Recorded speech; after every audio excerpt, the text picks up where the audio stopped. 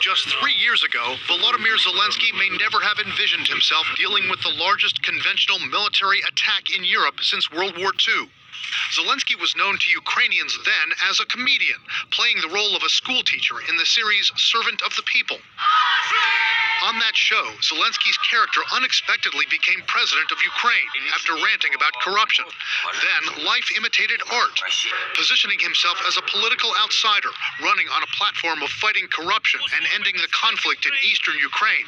Zelensky won a landslide victory over incumbent Petro Poroshenko in 2019.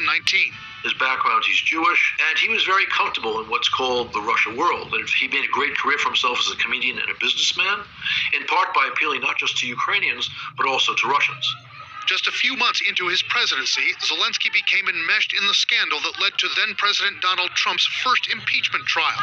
A phone call in which Trump leaned on Zelensky to investigate allegations of corruption against Joe Biden's family in Ukraine. Allegations that were never supported by any evidence.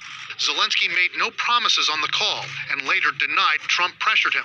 He handled it well because he understood that what he's being asked was outrageous. But this crisis makes the Trump phone call seem almost trivial. This was the 44-year-old president's message to his country yesterday. The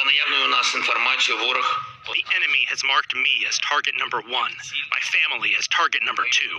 They want to destroy Ukraine politically by destroying the head of state.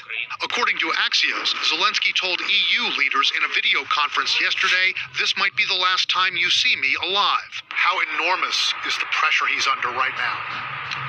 It's really tremendous. I mean, he, to a certain extent, is alone, and it's clear that the Russians have put a target on his head, so I certainly don't envy the position he's in. By Friday night, Zelensky's warning to his nation was dying.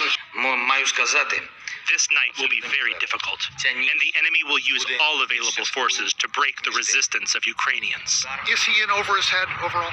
You need a real, Churchill-type leader to excel at a moment like this. I think he is scrambling and trying to find the right tenor and the right message.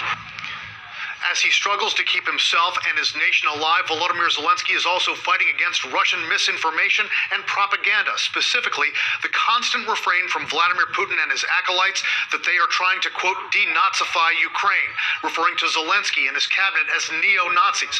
Zelensky is Jewish and said recently, quote, how can I be a Nazi? Tell this to my grandfather, who he says